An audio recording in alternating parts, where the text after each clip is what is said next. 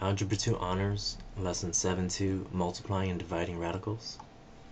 Let's talk about some vocab real quick regarding square roots. So say we have something like this, the square root of 5, okay? So the square root of 5 here, now whenever it's a square root, they're not going to show it, but you can assume that there is a 2 right here. This number right here determines what kind of root it is. Like since this is a 2, this is a square root, okay? This number right here is called the index, okay? This is the index of the radical. The index determines what kind of root it is. The number inside the radical is called the radicand. Alright, so let's say we have something like this.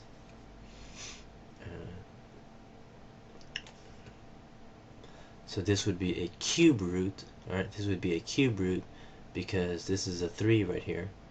Okay, so anything higher than a 2, they'll always show you what kind of root it is. So this would be a cube root, and the radicand would be 6. Right? So when it comes to multiplying radicals,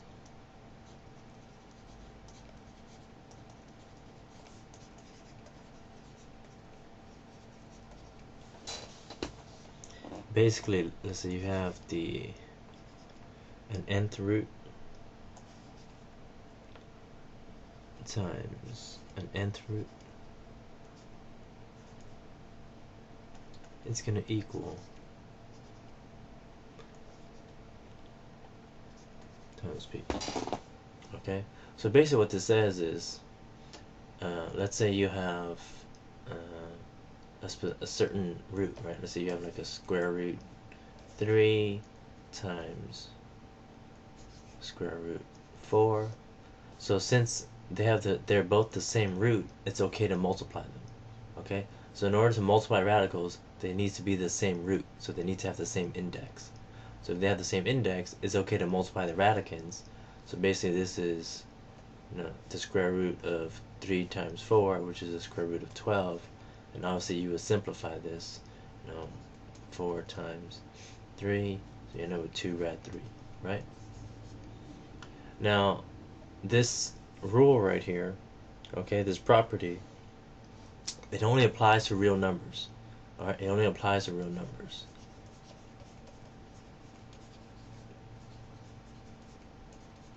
Alright, it only applies to real numbers. Okay? So if these values happen to be imaginary, right, you're not allowed to multiply the radicals. And I'll show you an example of that in a moment. So let's take a look at some examples. So right here, we're asked to multiply, right? So ask yourself, do they have the same index? Yep, they're both square roots. So you can multiply them. So you end up with 2 times 8, which is 16. Square root of 16, 4. Okay? Obviously, you're not always going to get a nice whole number like this. But whatever value you do get, try and simplify the radical. Over here, if you have a cube root, right? They're both cube roots. So we know our result is going to be a cube root. We go ahead and multiply the radicands, negative 125. So now keep in mind, remember before we couldn't have a negative radicand? If we couldn't have a negative inside here, we have to make it positive with the I. If it's a cube root, it's okay to have a negative. So whenever the index is a cube root, right, it's okay to have a negative radicand, because the answer here is going to be negative 5. Okay, that's our answer. The reason why is, if you think about it, negative 5 to the third power, that equals 125, right? Negative. Correct? Now over here is what I was talking about. You're not allowed to multiply the numbers here because, you can't multiply the radicands here, because this means that this is imaginary, right? Because you have a square root here and you have a negative inside here. This is imaginary, right? So you can't multiply, because the rule that we talked about, this property right here, it only applies to real numbers. Okay, and this right here is not a real number. This is imaginary, so this is not possible. Okay, not possible. Okay, so keep in mind, anytime you have an, let's say you have a square root like a negative 5, this is imaginary, right? And if you have any pretty much even any even, right? If you have any even index, right? These are all pretty much going to be like imaginary. You can think of them as imaginary, because if you think about it, if you take something to the fourth power, right? How is it going to equal a negative value, right? A negative 10. That's impossible, because anytime the exponent is even, you know you're always going to end up with a positive value. Okay, so anytime you have an even or index, you know that these are not real, or these are not real values. These are not real numbers. Okay.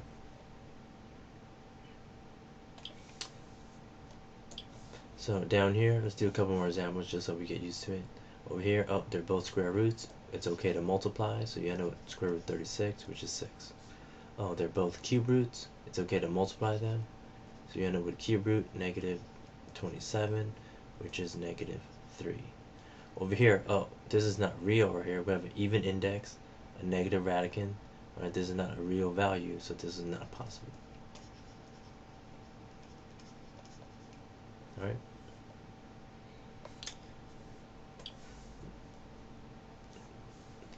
Next thing I want to talk about is just simplifying radical expressions. So let's say we have this right here, the square root of 72x to the third. Right? So the index is a 2, right? Because this is a square root. Right? Remember, there's an imaginary 2 here. So what you want to do is you want to break this down. Okay. So I mean, it's an even number. You always divide it by 2. 2 times 36. All right. 36 you could break down. So 36 we know is 2 times 18. 18 we know is 2 times 9. 9 we know is 3 times 3. So what you want to do is you want to prime, alright, you want to prime factor this, so you have nothing but prime numbers. Okay. And now since it's a square root, remember there's an imaginary 2 here. What you want to do is you want to put them in pairs. We have a pair of 2's here, we have a pair of 3's, and it looks like we have a 2 left over. So what happens is we have a pair of 2's, we have a pair of 3's, we have a 2 left over, and then we have 3 x's, right? So I want to split these up into pairs also. Since this is a square root, if the index is a 2, that means you want to put them in pairs. So this x to the third, I'm going to split it up into x times x, and then there's an x left over. So we're going to have an x squared and then an x left over. And since the index is a 2, that means anything to the second power cancels out, right? And the base right here goes to the outside of the radical. So right here we'll get a 2, cancel this out, we'll get a 3, cancel this one out, we'll have an x. So we're going to multiply all this, so we end up with 6x on the outside. Square root, what's left on the inside? We have 2x. Okay? So that's pretty much how you break down, simplify a radical. Let's take a look at this one over here. We have a cube root this time, so it's a cube root. 80 n to the 5th. So since it's a cube root, instead of putting them in pairs, we're going to want to put them in groups of 3. Okay? Groups of 3. So first of all, let's prime factor this 80. 80 we know is 8 times 10. 10 is 2 times 5. 8 is 4 times 2. 4 is 2 times 2. So you want to put it in groups of 3. Let's say we have a group of 3 right here. Okay. So cube root, we have one group of 3. Alright, 3 2's. We have a 2 left over. 5 left over. And this n to the 5th, alright, there's 5 n's, so you want to put them in, alright, groups of 3. So n to the 3rd, and then we're going to have 2 n's left over. So then now anything to the 3rd power, we could cancel it because it's going to go to the outside of the radical. So the 2 goes to the outside. Cancel this, the n goes to the outside. So we end up with 2n on the outside. On the inside, we have cube root, what's left on the inside? 2 times 5. That's 10 n squared. Okay. Let's try another one real quick. Let's say we have something like, let's do another cube root. Let's say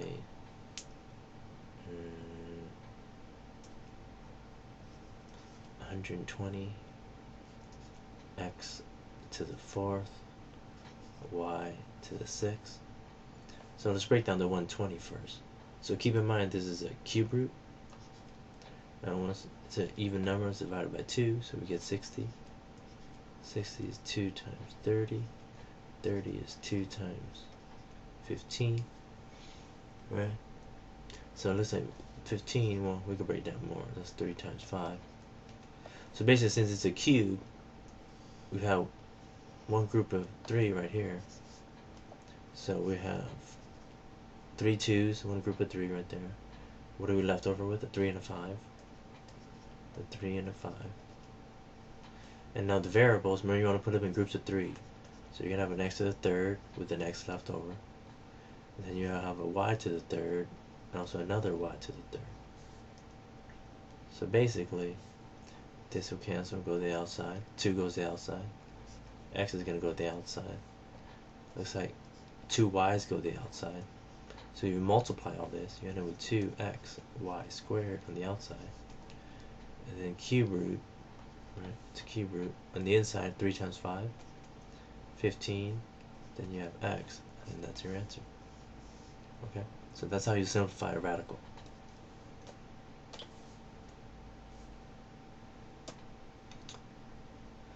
Now let's talk about multiplying radical expressions, okay? Now you can multiply this, right? Take 54 times 5, you're probably gonna end up with a big number. What I like to do is, I'm gonna simplify the radicals separately. Alright, sometimes it's good to multiply them, sometimes it's better to simplify them separately. Like the 54, I would simplify this separately. Alright, remember, let's see. 2, alright, 54, that gives me 27. 27 is 3 times 9. 9 is 3 times 3. And then you also have the 5 right here, right? So now let's combine all the prime numbers, right? Here are the prime numbers, a 2, a 3, a 3, a 3, and a 5. So now let's put it together here. I'll put it on the bottom. We have a cube root. So remember, since it's a cube root, we have one group of 3 here, so we have 3 3s. What do we have left over? We have the 2 left over. And also, don't forget this 5 over here from the other side. Alright. Now let's take a look at the variables. We have 2 x's here and 3 x's over here. So we have a total of 5 x's. Right, a y to the third and y to the fourth, so a total of y to the 7th. Okay, y to the 7th. So we want to split them up into groups of 3. So let's have an x to the third, and then that means we're going to have 2 x's left over. Then we'll have a y to the third, a y to the third, and then we'll have a y left over. Alright, that's a total of 7 y's. And then let's cancel. Alright, so that cancels. 3 goes to the outside of the radical. X goes to the outside of the radical. 2 y's go to the outside of the radical. So we're left with 3x y squared cube root. So what do we have inside here? 2 times 5, which is 10 x squared y. So then that'll be your answer. Okay. So what I like to do is I like to break these numbers down separately. Okay. Combine the variables, that's fine. But I like to break the numbers down separately, because if you multiply 54 times 5, all you're gonna really get is a much bigger number, and then you're gonna have to break that down anyways. So it's better to just break down the numbers separately. Okay.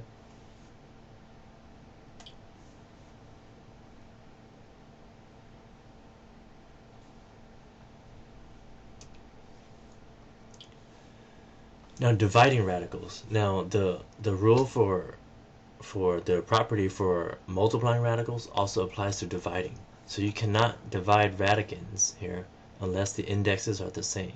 Like right here, you could divide these. This is okay because they have the same index. They're both cube roots.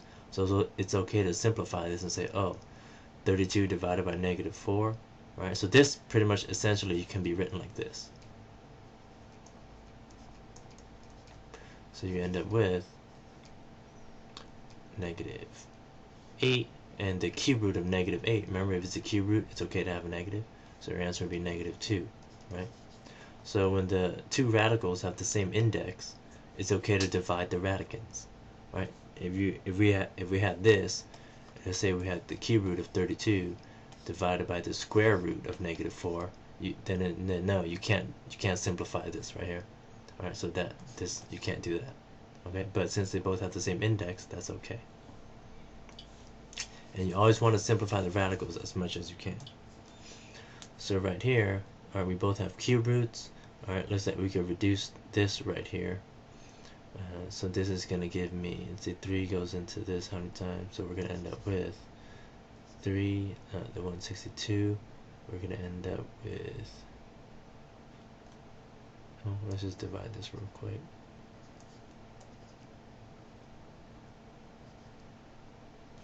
Five, 15, 1, 2, oh, so 54. Now you have x squared. Let's cancel out 2 x's. Let's get rid of 2 from here, so you'll be left with 3, right? X to the third. And then what do we have? It's a cube root. And then you want to try and simplify this further, right? So you're going to break this down. This is 2 times 27, right? Now those of you that are really good with your squares and cubes, you'll probably recognize, oh, 27 is a perfect cube, right? We learned our cubes a few lessons ago in chapter 6. So instead of breaking this down further, you could say, oh, the cube root of 27 right here, or the cube root of set 27, I know is 3, right? And then x to the third, oh, anything third power, this will cancel going on the outside. So we end up with 3x. Cube root was enough on the inside, only the 2. Okay? Now, if you're not comfortable doing it this way, you could just prime factor it all the way and, you know, set everything up like we did in the examples before. Okay? But those of you who are really good with your squares and cubes and recognize this, you could do it this way. That's fine. Let's take a look at some of the examples down here. So let's take a look at example A right here. I'll do example A. Square root 243 divided by the square root of 27. Okay, so what we're going to do is the square root of 243. Now they're both, we have 2 square roots here. Okay, so since we have 2 square roots, we want to see if we can divide, right, 243 by 27. And it goes into it 9 times. So basically we're dividing this into this and you get 9. So the square root of 9 is equal to 3. Right? Simple. Over here, B, we have the square root of 12x to the 4th over the square root of 3x. So we have same index, so we could try and reduce here. Yep, looks like those reduce. You know, with the 4, let's get rid of this x, get rid of one of these. So basically you're left with the square root of 4x to the third. Well, the square root of 4 we know is 2. X to the third, let's split that up into x squared times x. So you know that an x is going to go to the outside. So you end up with 2x square root x. Okay?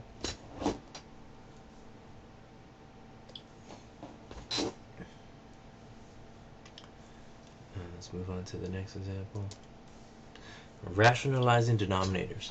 Now remember, we can never have a final answer with a radical in the denominator. Okay? So your final answer should never have any sort of radical in the denominator, regardless of what kind of root it is. So right here, if you have square root 2 over square root 3, now when it's a square root, it's pretty simple. Anytime you have a square root in the denominator, if you just multiply it by itself, okay, that gets rid of the radical for you. What this does is it kind of gets rid of the radical. The reason why that happens is because if you actually multiply this, you end up with the square root of 9, which is just 3, right?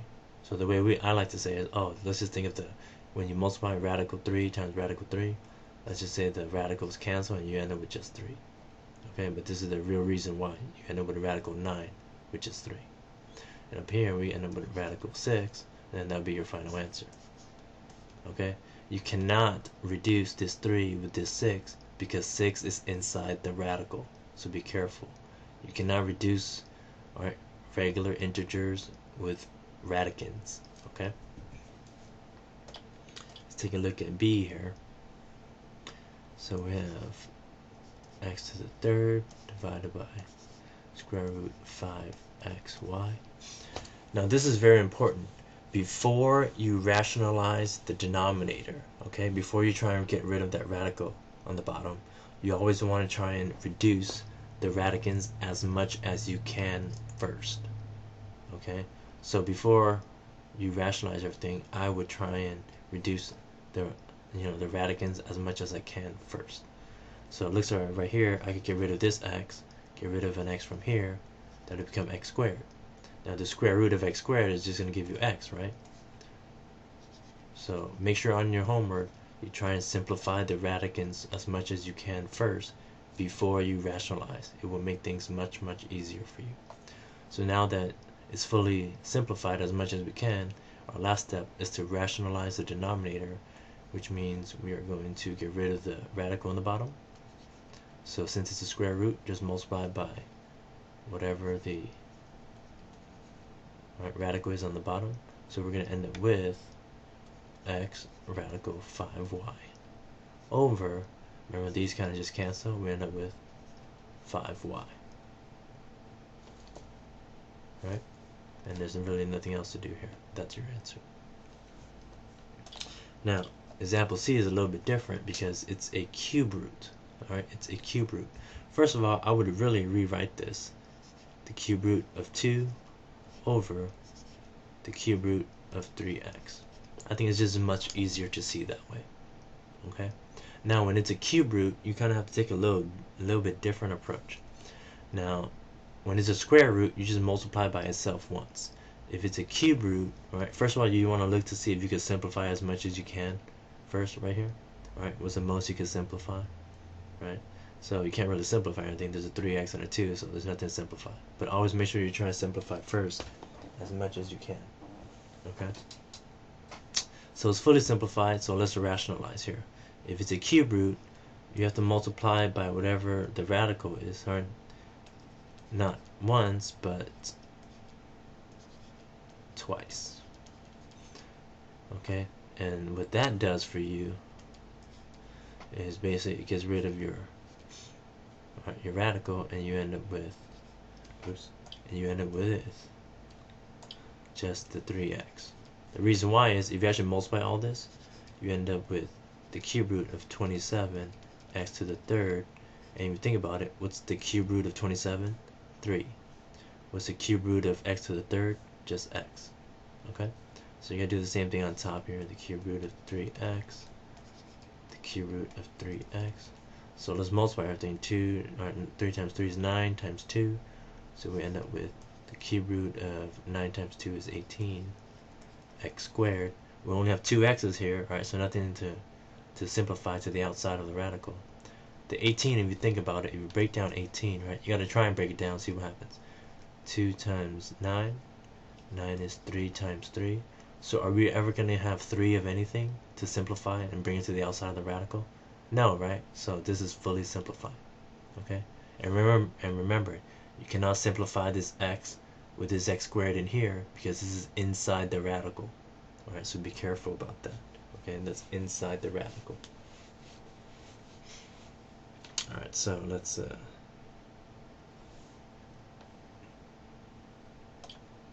try some more examples. Get some more practice. Let's take another example B here. So example B, we have the square root of 2x to the third over the square root of 10xy. Now remember, you always want to simplify inside the radicals as much as you can first. Like the 2 and the 10, right? You can simplify that. That becomes a 5.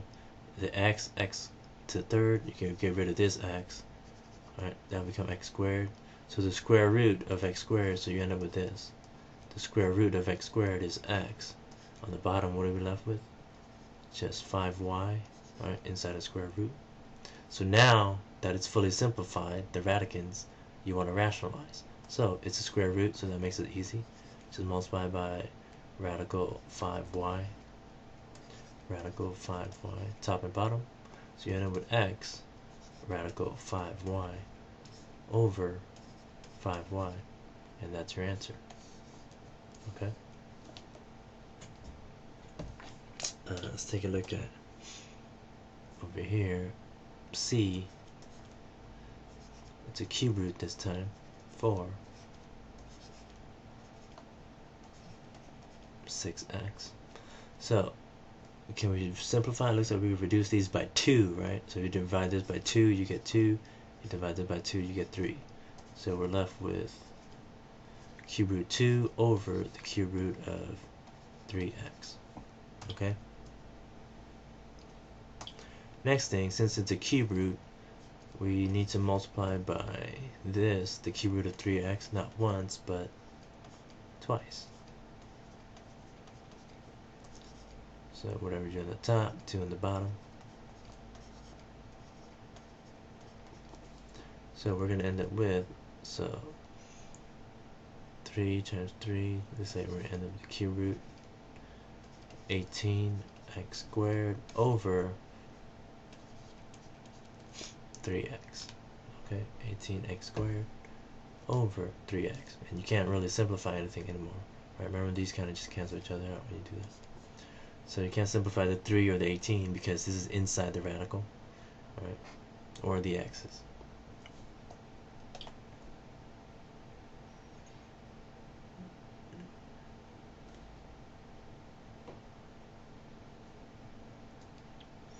Okay, so take a moment and work out these problems right here, right?